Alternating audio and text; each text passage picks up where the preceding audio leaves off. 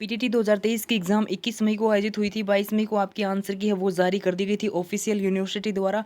और अब जो आंसर की आई थी उसके ऑब्जेक्शन लगना आज से स्टार्ट हो चुके हैं।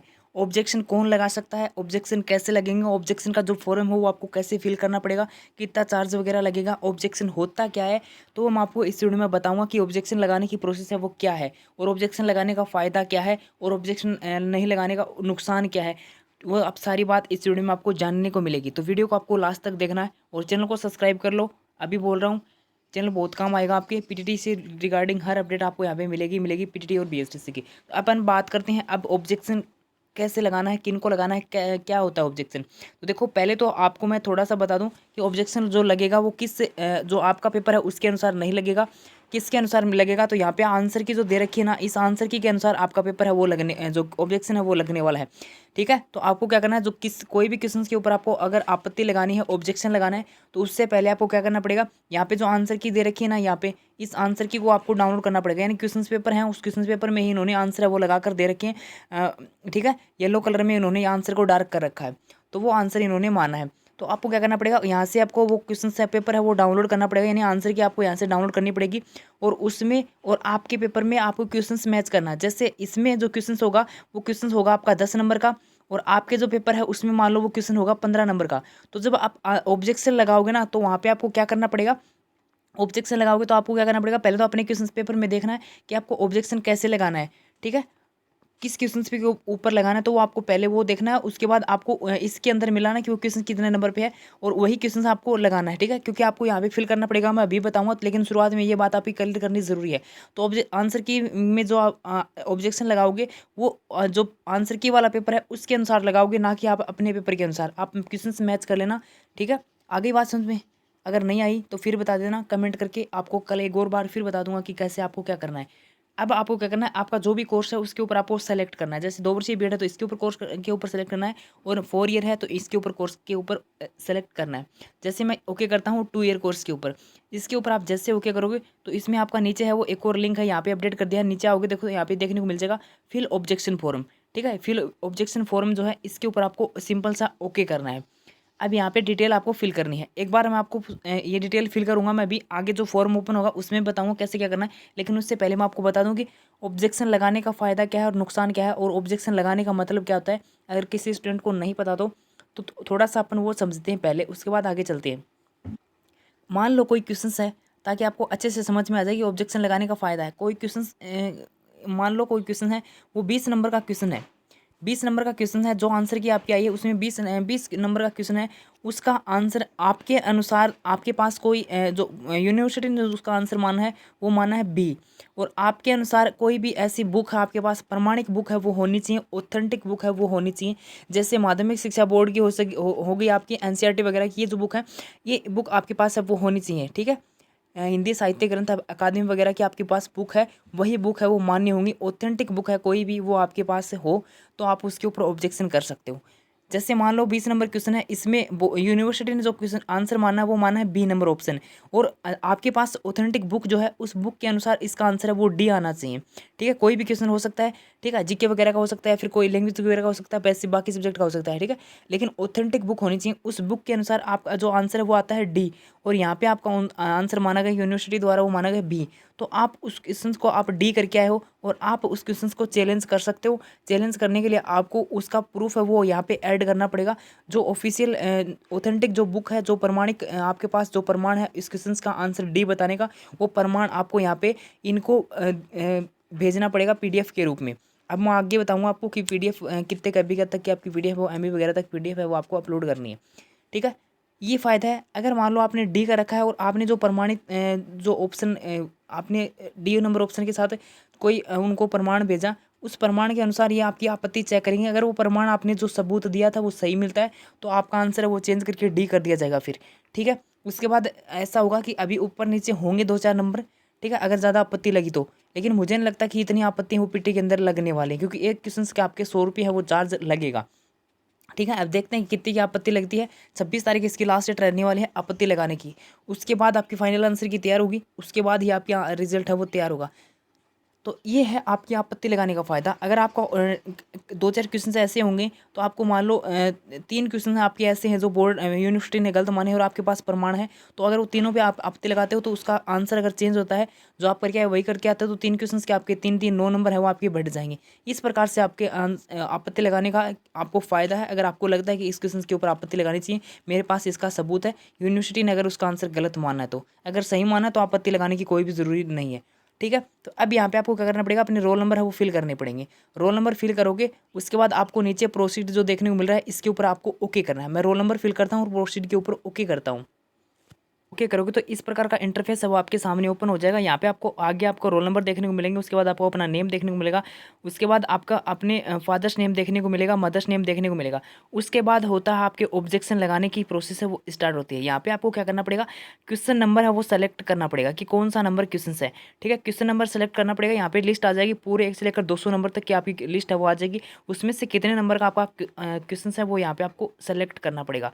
सेलेक्ट जो आपकी आंसर की आई है, आंसर की वाला जो क्वेश्चन पेपर है उसी के अनुसार आपको यहाँ पे क्वेश्चन है वो सेलेक्ट करना है। अपने क्वेश्चन पेपर के अनुसार लगाओगे तो आपके पैसे वेस्ट हो जाएंगे, क्योंकि आपका आंसर क्वेश्चन और उसका क्वेश्चन अगर मैच नहीं हुआ तो ठीक है, तो आप मिलान कर लेना। अगर सेम है तो आप उसके अनुसार लगा सकते हो, अन्यथा आप जो उसी के अनुसार लगाना। मैं तो बता दिया मेरे अनुसार जो प्रोसेस है लगाने की, जो आंसर की वाला क्वेश्चन पेपर है उसी के अनुसार लगाना, अपने पेपर के अनुसार मत लगाना। क्वेश्चन है वो मैच कर लेना कि जो आंसर की वाला क्वेश्चन पेपर है उसमें कितने नंबर तक क्वेश्चन कितने नंबर पर है। ठीक है, उसके बाद यहाँ पे आपको सेलेक्ट करना है क्वेश्चन नंबर। ठीक है, आगे बात समझ में, 1 से लेकर 200 तक की लिस्ट आ जाएगी। जो भी क्वेश्चन नंबर है वो क्वेश्चन नंबर यहाँ पे सेलेक्ट करना है, वो आ जाएगा। उसके बाद सजेस्टेड आंसर आपको बताना है। ठीक है, सजेस्टेड आंसर क्या होना चाहिए, उत्तर चुनना आपको कि कौन सा आंसर है वो होना चाहिए। ठीक है, आपके अनुसार। उसके बाद यहाँ पे आपको क्या करना पड़ेगा, अपलोड डॉक्यूमेंट्स करना पड़ेगा। 1 मिनट रुको। हाँ, तो अब यहाँ पे आपको क्या करना पड़ेगा, अपलोड डॉक्यूमेंट्स है वो आपको करना पड़ेगा। यानी आपको यहाँ पे जूज फाइल है, इसके ऊपर आप जैसे ओके करोगे, जैसे मैं इसके ऊपर ओके करता हूँ तो यहाँ पे इस प्रकार से आपके पास है वो इंटरफेस आ जाएगा। और यहाँ पे आप फाइल है जो आपको सेलेक्ट करनी है, फाइल जो होगी वो आपकी पीडीएफ के रूप में होगी। ओनली और पीडीएफ के रूप में आप फाइल है वो अपलोड कर सकते हो, फोटो वगैरह अपलोड नहीं कर सकते।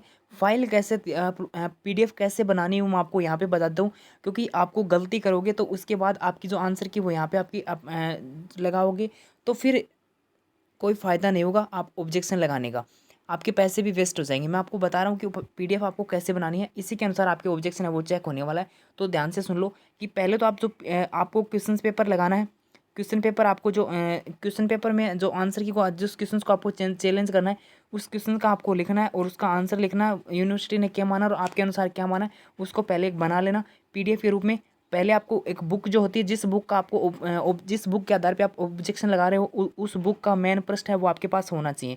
मेन पृष्ठ की फ़ोटो लेना है, उसके बाद उसके अंदर का पेज का फ़ोटो लेना है जिसके ऊपर उसका संस्करण वगैरह लिखा जाता है, यानी कौन सा एडिशन वगैरह इसका है, ये अभी की है या किसकी है। यानी मेन जो पेज होता है उसी के अंदर की साइड है वो पूरी डिटेल उसकी लिखी होती है, उसका लेखक वगैरह कौन है बुक का, उस पेज की आपको फ़ोटो लेनी है। उन दोनों की फ़ोटो लेने के बाद उसको आपको आगे चलना है और आगे उसके बाद जिस पेज के ऊपर आपका ये आंसर है वो दे रखा है वो आपको आंसर की फ़ोटो लेनी है और आंसर जो है उसको डायरेक्ट कर देना है पीडीएफ को एडिट करके। ठीक है, किसी ऐप के द्वारा आप एडिट कर लेना। तो इस प्रकार से आपको पूरी पीडीएफ वो तैयार करनी है। पीडीएफ में क्या क्या होना चाहिए मैं आपको बताता हूँ। एक तो जो बुक है उसका मेन पृष्ठ है वो होना चाहिए, कौन सी बुक का आप जो है ऑब्जेक्शन लगा रहे हो कौन सी बुक के आधार पर। उसके बाद उसका अंदर का पेज है वो होना चाहिए जिसके ऊपर लेखक वगैरह के नाम होते हैं, उसका संस्करण वगैरह होता है, कौन सा एडिशन वगैरह है। ठीक है, वो होनी चाहिए। और उसके बाद इसका प्रकाशन वगैरह कब हुआ था वो डेट वगैरह सब कुछ उसके अंदर होता है अंदर की साइड। ठीक है, उसके बाद उसका जो पेज है जिस पेज के ऊपर उसका आंसर दे रखा है वो पेज है उसकी फ़ोटो आपके पास है वो होनी चाहिए। और जो मेन पेज है उसके ऊपर या फिर जो लेखक वाला जो पेज है अंदर वाला पेज, उनमें से किसी भी एक पेज के ऊपर उसके बारे में डिटेल में लिख देना, प्रिंट कर देना साइड में कोई रिक्त जगह मिले तो आपको कि इतने नंबर क्वेश्चन है ये पेपर के अंदर और इसका आंसर यूनिवर्सिटी ने ये माना गया आंसर ये है और इसका आंसर है वो ये होना चाहिए। ठीक है, अपने अनुसार आप उसमें ये इस प्रकार से वो लिख देना ताकि आपके अच्छे से समझ में आ जाए कि आप क्या बताना चाह रहे हो। आगे बात समझे। उसके बाद आपको पीडीएफ बनानी है 3 MB से कम की फाइल जो आपको फाइल है वो बनानी है। ठीक है, मैक्सिमम आप 3 MB तक की फाइल है वो अपलोड कर सकते हो, इससे ज़्यादा की नहीं कर सकते। आगे बात समझ में। आराम से आपकी इतने के MB तक फाइल है वो कवर हो जाएगी और आप आराम से अपनी फाइल वगैरह बनाकर इसमें अपलोड कर देना। ओनली ऑल फाइल बनाकर अपलोड करना है। फाइल में केवल और केवल ऐसा नहीं कि आंसर उठाया और उसकी आपको फ़ोटो लगा दी और आपने 100 रुपये दे दिए, ऐसा नहीं होगा। पूरी जैसे मैंने बताया इस प्रकार से आपको लगाना पड़ेगा। पूरी बुक की भी डिटेल आपको देनी पड़ेगी, ताकि यूनिवर्सिटी द्वारा भी चेक किया जाएगा कि आपने जो इनको सबूत दिया है वो सही है कि नहीं है। ठीक है, बिना चेक करेंगे अभी का बाद में थारो आंसर है वो अगर चेंज होने लायक उत्तर रहे हो तो बिना चेंज कर दिया जाओगे। ठीक है, ऐसा नहीं कि आपने जैसे आंसर की फ़ोटो लगाकर और यहाँ पे अपलोड कर दिया, ऐसा नहीं होगा। उसके बाद अगला आगे बात में यहाँ पे आपको वीडियो फाइल है वो अपलोड करनी है। उसके बाद पुट रेफरेंस में आपको क्या करना पड़ेगा, इसके बारे में आपको लिखना पड़ेगा। ठीक है, यहाँ पे कुछ लिख देना, संदर्भ लिखना है जो भी आप इसके संबंध में लिखना चाहो। और यहाँ पे आपको उस बुक का जो है बुक के संदर्भ के बारे में आपको लिखना पड़ेगा। और यहाँ पे जो राइटर है उसके बारे में यहाँ पे आपको लिखना पड़ेगा, राइटर का नाम क्या है। और यहाँ पे आप उसके संबंध में कोई भी शिकायत वगैरह है जो भी आप लिखना चाहो वो लिखना आपके पास। ठीक है, जैसे इसका आंसर ये होना चाहिए था, ये इस बुक है, ये बुक है, इस बुक के आधार पे आपका इसका आंसर है वो ये होना चाहिए। और इसका आंसर है ये माना यूनिवर्सिटी ने, तो इसका आंसर है वो चेंज किया जाए। इस प्रकार से आप यहाँ पे अपने स्तर पर कोई भी शिकायत है आपकी इस क्वेश्चन से संबंधित वो यहाँ पे आपको लिखनी है। आगे बात समझ में। उसके बाद आपको करना है गेट पेमेंट के ऊपर ओके। यहाँ पे पेमेंट सेलेक्ट करना है आपको। पेमेंट ऑप्शन सेलेक्ट करो के कोई भी ऑनलाइन या फिर ई मित्र के माध्यम से आप अपना पेमेंट है वो कर देना। एक बात, अगर आप एक क्वेश्चन के ऊपर लगाओगे तो आपका 100 रुपये चार्ज लगेगा, 2 पे लगाओगा तो 200 लगेगा, 3 पे लगाओगा तो 300 रुपया। इस प्रकार से थारो चार्ज है वो लगन आड़ो है। तो इस प्रकार से आप अपनी पेमेंट कर देना बाद में। और आप जब तक पेमेंट नहीं होगा तब तक आपकी आपत्ति सक्सेसफुल नहीं होगी। तो पेमेंट होने के बाद ये मानना कि आपकी आपत्ति सक्सेसफुल हो गई।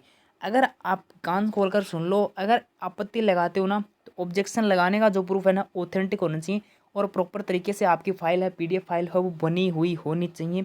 ऐसा नहीं कि आपने 100 रुपये भी दे दिए और जो आंसर है केवल और केवल उसको है ना आपको फ़ोटो अपलोड कर दी। किसी कोचिंग के नोट से भी नहीं मत अपलोड करना, या फिर किसी जो पब्लिकेशन की बुक आती है इनसे भी अपलोड मत करना, वरना था आपके 100 रुपये वेस्ट जाएंगे। ऑथेंटिक बुक है वो होनी चाहिए, बोर्ड की मान्यता, CBSE बोर्ड की हो, राजस्थान बोर्ड की हो, कहीं की भी हो, या फिर हिंदी ग्रंथ अकादमी वगैरह की जो भी आपको प्रमाणित बुक है उसी का आपको लगाना है। अन्यथा आप अगर प्रमाण नहीं आपके पास तो आप ऑब्जेक्शन मत लगाना, आपके पैसे ही वेस्ट होंगे। कट ऑफ को लेकर वीडियो है वो आज शाम तक या फिर कल तक वीडियो आ जाएगा। जो कट ऑफ आपको वीडियो में बताई जाएगी यकीन मानिए वही कट ऑफ आपकी रहेगी। तो कट ऑफ वाला वीडियो आप देख लेना। उम्मीद है जो कट ऑफ मैं बताने जा रहा हूँ वही कट ऑफ आपकी रहेगी फर्स्ट लिस्ट की। तो जल्दी है कट ऑफ का वीडियो है वो आपका आने वाला है। थोड़ा सा अभी कट ऑफ है वो थोड़ी सी और बनानी बाकी है। जैसे ही कट ऑफ तैयार होती है आपका वीडियो है आपको मिल जाएगा।